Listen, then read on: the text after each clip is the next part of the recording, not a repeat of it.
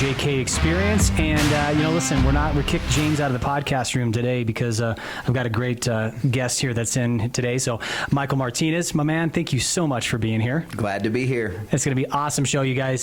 So, Michael and I go way back to BNI days. We were in that group for a while there. And then, of course, like anything kind of just, you kind of evolve out of it. And it was great. It was served a purpose. It was really great to get to know people. But I know as your business grew and as our business were growing, you only have so many hours in the day. Yes, that is a fact. Time is the most precious resource we have. Yeah. So Mike is the owner of a number of quality autos throughout our state here, this great state of Wyoming, and then also up in Rapid City as well too. We were just kind of talking about a little bit of that before and how you're continually growing. And one of the things I love about what you're doing, Mike, is that you also look at the ancillary services. It's not just about having one department that's just selling vehicles. You actually look at, well, how do we help our people that are buying, our customers, not just in the purchasing and the selling of vehicles, but the other needs that they have that are centered around vehicles? Yeah, being able to assist your customers is everything. Daddy said a long time ago that money follows service, and that's all I want to do. I just want to take care of my customers. I've made a lot of friends and met a lot of fantastic people in the community, and those are the people that you see when you're buying groceries. And when you do that, you want to make sure that you have good interactions with them, and that takes some dedication. You know a lot about that. You've done well as well. Well, we're trying, man. Some days I tell people, being an entrepreneur, it's like two kinds of cereal. One is some days you're eating Captain Crunch, which is really great. But some days it's toasted oats, and that's it's hard to choke those down. So we all know that all too well. That, and we kind of talked about this a little before the podcast. Is especially here in Casper, our businesses are so volatile just because of the market that we play in here, and sometimes it doesn't matter if you're doing everything right. That certain things still happen that you just can't protect from. You have to know your business. You have to know your consumers, do everything that you can. And in the long run, you have to adapt to the market. I mean, being an entrepreneur has a lot to do with change. Yeah. And nothing is ever static. As an entrepreneur, you have to roll with the market. And it can be very difficult. It can be challenging. It's unbelievably rewarding. Yeah. But it's very, very challenging. Yeah.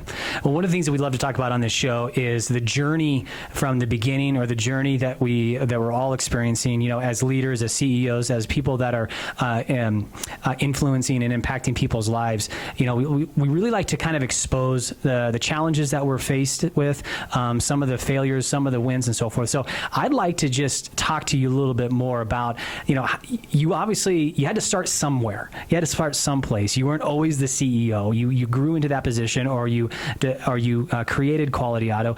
Where were you at when everything started for you? I was at McKee Ford in Rapid City working for Ross McKee. And it was at that point in time when I realized that I wanted to do more than be an employee. And what it was really about was gaining control of my life, Josh. Mm-hmm. I wanted to pursue what I consider to be my ultimate happiness. And we talked about that previously. And what does that look like? For each individual, that is different. And for me, I wanted more control over my own life. Mm-hmm. I wanted to be able to pursue the things that I wanted to pursue, to go on the vacations that I wanted, how I wanted. I wanted to have more family time. It wasn't just money driven. It was more about quality of life, which again is something that we talked about. And that quality of life is to me, it's everything. And for each person, it's unique. It's different. Right. So did the first Quality Auto start in Rapid City then? Is that no? The first Quality Auto is owned by my partner Coy Moorhead and Max LaCroix, and wonderful human beings. And Coy had that place up in Gillette, and I was working in Spearfish at that point in time, and we'd had a conversation, ended up getting together, and he said, come on over, see what we can do. And I came over and worked hard, and we did well. And then we started up the Casper store. I moved my family down here to Casper and took over the Casper store. And since then, my partners have branched out. They got another location up in Rapid City. We've got into, as we talked about, some of the other companies, and things are just going really good. It's been a lot of work, a lot of challenges, but it's really, really good. And from there, it's just being able to go out, create a process, and can you replicate the process? Yeah. How can you duplicate that process to create consistent results? So how do you guys, as you are growing and expanding, it's one thing to duplicate the process, but it's another thing to duplicate leaders, to help people rise up and lead in those different areas. I know that you're a big proponent in leadership. Obviously, there's a lot of things personally that you've done for yourself over the last year and a half. We're going to talk a little bit about that. But, how does the role that you lead right now, how does that help duplicate leaders? What is it that you're intentional about, that you're growing other people? I think the first thing that you do is you look for people that have personal accountability. Somebody that can step up to the plate and say that I'm willing to try, I'm willing to fail, and if I do that, I'm going to learn from my mistakes. You can't stop yourself from failing. You look for people that have a natural ability to lead, people that can reflect and say, hey, this is something that I can do and we're going to try. And they typically have a little bit more grit, I think is a word that I'm looking for. Mm-hmm. I mean, you have a lot of employees. You've seen a lot of people come up through your ranks. Is that something that you've seen as well? Is that you take certain people and say, this person's, I call it the shine. Yeah. That person's got the shine to them. They're 15 minutes earlier than everybody else. They're willing to stick around late. They work hard. They play hard. Mm-hmm. They go the extra mile to make sure that it's done. I mean, is that some things that you've noticed as well? Yeah, absolutely. I mean, I think one of the things we talk a lot about is integrity moments, and so you can start to feel how people are raising themselves by the way that they live their life. And so if you've got people that are, like for instance yourself, and we talked about this, is that physical fitness, right? How important it is for us to be taking care of ourselves so that we can be the best for other people. I look at integrity moments as we are like our inner leadership group. We're constantly adding people to that. And the reason we do that is because we've noticed certain aspects and certain qualities in people, and we say, that is a leader that doesn't know it yet, and they need to be discovered. And so we are able to help them get to that next level, but they've shown leadership, but they might not recognize it as leadership in their lives at that time. And then to take those people and to give them an opportunity, and through coaching, teaching, more responsibility, seeing if you can help those people reach the next level. That's something that we live every single day. And again, business is constantly changing, so if you can take those people, and I think it's rewarding to see people improve their lives. That's something that's fundamentally important to me, is when I can see somebody that has come to me and works with me or works for me, and those individuals end up making the quality of their life better. And again, I keep using that term, but it's something that's so very important. I mean, quality of life, what is that worth? Yeah. What is quality of life worth? All the money in the world doesn't mean anything if you're not healthy. Right. And being healthy may not mean anything if you're halfway starving to death because you can't afford to pay your bills. What's the balance? How can you balance that all? Yeah, that's exactly right. Well, we talk a lot about 5 foundational pieces in our lives here at the office. One of the things that we talk about in Kingsman is really those 5 foundations. And there's an exact order for that, because exactly what you're talking about. Like, how many men and women have we seen, great leaders that we've seen, have had their priorities all jacked up, and at the end of their life, they have all of these regrets because they put certain things as a priority that really had no weight or relevance.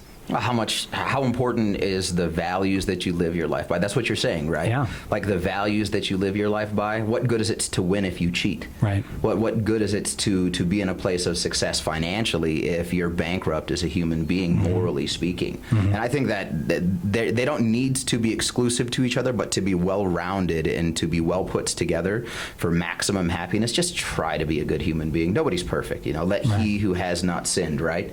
Nobody walks on water around us, but do you make a conscious daily effort to be the best person that you can be, to help other people around you, to try to help yourself, to just try to be good, honest, and kind? Do you believe in self-improvement? Do you believe in family? Do you believe in hard work? Do you believe in community? I think these are things that as people go throughout their daily lives, I don't think enough people ask themselves those questions. Yeah. And I think if more people did, it's what brings the community closer together. It's that invisible fabric that makes families strong, that makes businesses strong, that makes cities strong. To me, it's important. It's something that's very close to my heart. So do you get personal? Do you get pretty three-dimensional with your people, with your employees, with your leaders? Very much so. We have a lot of conversations, professional, personal, anything that we can do to connect. I want to establish a very sincere and genuine relationship with the people that I work with and even my customers. I mean, you walk into my lobby and I've got couches set up out there and a big TV and people are sitting down waiting to come in and contract car deals. And I like to sit down and get to know the people that we're working with. You know, find something that you can share in common with that person and then just talk to them about their lives. And I've met some of the most fascinating people. I mean, you just meet some of the coolest people out there. So have you always been that way? I love people. Yeah. I really do. You know, I like people. Everybody's got a story. And I think if you can find out what that story is and make that point of connection, sure. I think it's genuine. It's kind of magical. You know, what is life other than the people who fill it? Right. You know, so I've met so many great people. Even just running into you the other day, I'm like, oh, hey, what's up? That's right. how you doing? Well, that's what spurred this, to be honest with you. Yeah. And in your generosity at that meeting. That. And no, we don't. Yeah. No. But I'm just saying, like, that's what really spurred it. And I was so. I mean, I felt it was such a great God moment in my life to be there that evening and then to run into you because it led to this conversation that we're going to have today. Yeah, it's good to run into people. If you have good quality people in your life, I think it enhances the quality of your life. And for me, everything goes back to that. Do I have a strong marriage? Do I have a good relationship with my children? Do I know who they are? You know, do I look after my family, my staff? You know, how can I be a good friend? How can I be a good person? And then just try to do that, knowing, again, nobody's perfect. I don't want to make the claim that I'm a perfect person because I'm not, but I do want to be good in my heart. And that's, we were just talking about church. And I was like, you know what, man, I've been really thinking about getting back into church. That's something that I've kind of felt like a calling for. I've actually had some conversations with some very close friends about that are very involved in the church. And I'm like, you know, that's something that I think that I need to look after just because it's rewarding in a great many ways. Yeah. Well, there's a piece of you, I believe, that when you're not pursuing that, you know, the faith part of your life is a really big hole that if you're not filling it, it ends up leaving you with a lot of questions. How did I explain it to Caitlin? There's the physical aspect of your life, there's the spiritual aspect of your life, there's the intellectual aspect of your life, and the financial aspect of your life. And the closer you are to center on those things, it seems like the happier that you can be as a human being. But if you get too far out around and just focus on the financial, you fall out around. Sure. If you dive too far into the spiritual and let your physical health fall off, you know, which is, again, something I intimately know about. You know, your health is important. So I was having that conversation with Caitlin not too long ago. So you open that door right there. Now, you've been on a great journey here the last year and a half, right? Was it a year and a half ago that you had a life-changing experience, basically, that really put you on an amazing... I sure did. Dr. Helling up at the Wyoming Medical Center. I had full gastric bypass and lost about 170 pounds since then. I just went in and got all my blood work taken and very healthy. Everything's good. I'm very, very healthy. Combine that with my buddy Scotty up at Wyoming Automotive Group, and we work out pretty hard in the morning, and it's been good, man. I feel good. I can tell you like to stay physical as well, but, you know, is that important to you as well? Oh, there's no doubt about it. I mean, that has been my saving grace, you know, with all the responsibility that we have as leaders in our organizations. You know, you need to have that avenue to get it off your shoulders. You need to have that avenue, I believe, to really do hard things to make other things seem really easy. And physical wear and tear, physical things in my life have been that saving grace for me to stay focused on the things that are really important. So I love it. I mean, we have a gym in our facility here. That's how much we love it. So I'm never going to tell you that physical fitness is bad for you. So talk to me, like, I think the thing that I'm so impressed with is I've known really great friends in the past that have had the same surgery that you had, and 2 years later they're back to the same person, if not more, with weight. The fact that you've been able to use that as a catalyst to really set you on a course for success. What was it? I mean, was it a commitment that you made at the beginning? Was it something that you realized after the surgery? Like, what was it that helped you maintain and be at the weights you are now and the physical fitness that you have right now? I just want to live my life to the fullest. And when my day comes and I meet my maker and we have that conversation and I'm judged for all the good and the bad that I've done in my life, I don't want to look back and say that I didn't have the conviction to try. My alarm goes off at 4:30 in the morning to go to the gym. Some days I'm really tired, but I'm like, no, let's get moving. We got work to do. And it sets the stage for the whole day. And when you piece all of that together, the extra mental clarity, the extra physical fitness, the ability to be able to do more, to handle more, to be healthier. Yeah. It's just one of those quadrants that I was talking about that makes life better for me. It's just a commitment. I don't want to live a life unrealized, and that quality of life is different for every person. But for me, man, I'm swinging for the fences. Yeah. I want to go hard. And when my day comes and I'm at the twilight of my life, I don't want to look back and say, oh, I was too lazy to get out of bed and go pick up some dumbbells. I don't want to be that person that says that, geez, I was too irresponsible with my finances, or geez, I kept catting around on my wife and my marriage fell apart, or man, I never talked to my kids and don't know who they are, and now I don't know my grandkids. I just don't want that. So I want to try and pick those things and then go after them every single day. And it's consistency. Isn't that everything? Yeah. I mean, if you're really good with your money one day and then the next day you blow it all, or if you're a really hard worker one day and the next day you're lazy, or if you're really faithful to your wife one week and then you're not the next week, you know, I keep bringing those up because they just seem to be like such prime directives in my life, like the core principles of life. Yeah. Well, just apply yourself and try. And you know what? It's okay to fail. But if you fail, get back up and try again. I mean, who works out 7 days a week, 365? Nobody? No. But it's consistency. And that, to me, is a fundamental piece of it and something that I have inside. So what was it? I just want to live my fullest life, Josh. You know, I mean, is that what you want? Like, why do you do all the things that you do? Because I mean, you do a lot. Yeah. Why do you do that? Well, I think that I want to live the best life I can, but I want to live my purpose. I think that's what that comes down to me. Like I've found my purpose in life, and it's taken me many, many years to find that purpose. And because I now have a very clear vision of what my purpose is, I'm going to live it to the fullest. You know, one of the things we talk about in Kingsman is empty the tank every day in every way. And I think that's kind of what you're saying right there, is the fact that I heard this phrase, there's Mark Batterson. I don't know if you know Mark Batterson. He's one of my favorite authors. He's got a book called Play the Man that I've given probably thousands of copies away because it has been one of those pivotal books in my life. But he goes, I want to die young at an old age. And I just thought, man, what an amazing way of thinking about life, right?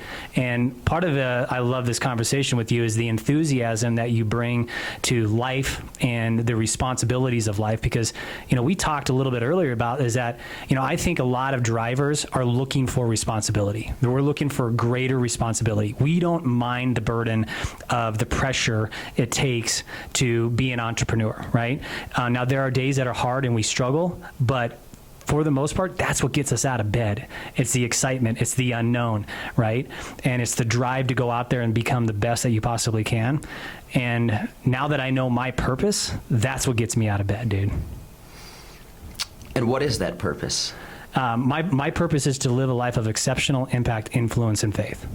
That's good. That is a good mission to have. I like that. Yeah. I want to change the world somehow. Yeah, I heard Steve Jobs give a speech one time. He said he wants to put a dent in the universe, and that's something that stuck with me. You know, you talk about books, like how important is self-education? Right. How important is reading good literature? One of my favorite books is Napoleon Hill's Think and Grow Rich. Yeah. I can't even tell you how many copies of that book that I've given away. I keep a stack of them at my house, and anytime I'm talking to a young person, a friend's kid, my own children, anybody, and I'm like, you should read this.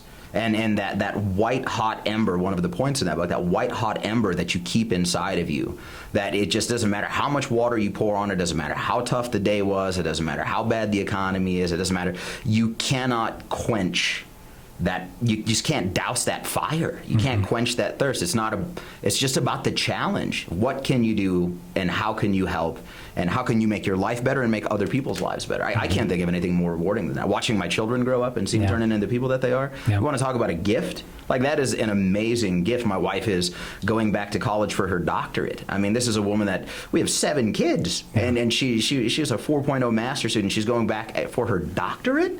Like, she's like my hero. That girl's a champion. I mean, she's a champion. Gosh, she's amazing. I love you, honey. So let's talk about what else, as a leader, you know, one of the things that are so important for us is that we need to constantly be filling our cup. We need to be constantly putting great things into our minds and into our hearts. You know, what are some of your favorites? You talked about Napoleon Hill, which is an awesome author and a great book that you were mentioning there. But, you know, for you, what do you do on a daily basis that gets you overflowing in your cup so that you can be overflowing for other people? I read. I'm an avid reader. I love to read. I have a library of books in my home that I've collected. And, there's some really simple, easy reads for anybody that's listening to this that wants something good. The Richest Man in Babylon. Have you read that one? Mm-hmm. I mean, George Clawson. It's just such a small book, but it's so profound. Like, the principles are fundamental. Take the 10 Commandments, thou shalt not kill, right? Yeah. Well, that's a no-brainer. Like, hello, you know, honor your father and mother, keep the Sabbath. I mean, these are some basic things, right? Well, that book gives you some very solid basics. I don't want to give away. Read the book. And then there's another one, The Greatest Salesman in the World. Mm-hmm. If you haven't read that one, I mean, it's outlining the basic fundamental principles that successful people do. Yeah. 7 Habits of Highly Effective People, that's another really, really good book. How to Win Friends and Influence People, that's another really, really good book. I mean, some of these things, you get little bits, and it's different for everybody. You go back through and you read Exodus, and as you're reading Exodus, for instance, because you're religious, and you look what was happening to the Hebrews at that point in time. And I remember the part distinctly that sticks in my head. Through the 10 plagues, the Pharaoh's heart would not be softened. Right. And it just would not be softened. Well, as you go through and you read that can mean different things to different people. And if you read all of those parables inside of the Bible, what you get from it is it's independent. It's different for each person. And when you read some of these pieces of work, like the one that you just talked about, I'm going to get that from you because I'm going to read it and add it to my library. Mm-hmm. But you get different things from it. And everybody is ready at different times in their life. And Think and Grow Rich talked about that. When you're ready for the answer or the message in this book, it will present itself to you. And it's different for everybody. Everybody has different levels of ambition, drive, talent, ability, wants, desire. Mm-hmm. And when they find that thing that sets them on fire, because you used that term earlier, well, who can stop that person? Right. You can't stop me. Yeah. Only me can stop me. I will go hard and try to fulfill my purpose, and in the process, hopefully find something excellent. Yeah, that's it. So it's a passion. Wow, yeah. Who do you surround yourself with? Like, I refer to it as your board table. You better be very selective of the people that you put at your table, the ones that you're listening to, the ones that are pouring into you. Who do you surround yourself with that you've found has helped you get to the point in your life where you're at right now? My business partners and my family, and a couple of select people inside of the community. There's some fellow business owners that I met in BNI that have become really, really good friends, and I try to conversate with them on the regular. And I have a small table. Yeah. There's plenty of seats at my table. Yeah, right. But there's not a lot of people that sit there just because it's different. Sure. But there's a handful of people, my partners, my family, and a couple of very close friends. And they're good people, very influential people in my life. I can come to them with things that I have going on in my life and seek counsel and respect their opinion. Mm-hmm. And that's something, to me, that's a really big deal, because you can't get that from everybody. Just because you have an opinion doesn't mean that it's worth anything. That's exactly right, brother. I'm glad you said that. So let's kind of shift gears here. And, obviously, I don't think it's news to anybody that 2020 has just been one of those years where you're just like, what the... Make it stop. Right, exactly. I'm a firm believer, though, as I reflect on this year, yes, there has been some big-time challenges, and you've really seen some hardships happen, but I've also been able to see some amazing things that have happened this year within our companies, within our company walls, within our communities, within people, and them rising up as a leader in their space. So I have a really great outlook on what happened this year. There were so many things that I believe happened that never would have happened in a positive way if it weren't for the tragedies and the challenges that we faced. What have you taken away from this year? Reflection. You have a business, you have a company, you have a family, whatever it is. Reflection. And the adversity that's come through this year has been very challenging. And my heart goes out to all of the people that have been adversely affected by COVID. Those people individually, the companies that they have. Restaurants have been hit unbelievably hard. Yeah. Hotels and motels. Could you even imagine what those people are going through right now? All the travel restrictions and everything.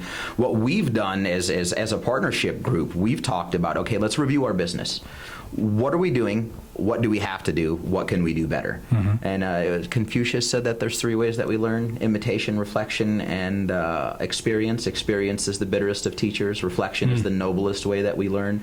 Well, in doing that, we've been able to make our companies very strong and very lean. Hey, we don't need this, we do need this. And being intelligent about how we run our companies. How do we carry the nicest stuff? I try to put very, very nice inventory out a lot. And it costs more money, but I think it's better for business. And little things like that. And having that partnership group, them seats at the table. Yeah. Because not every idea is mine. My partners are very intelligent people, and being able to listen to them and say, oh man, that's a great idea, and not having any pride. Yeah. Listen, oh, that's a good idea, and try it. Sometimes I don't always agree, but I'm like, let's give it a shot.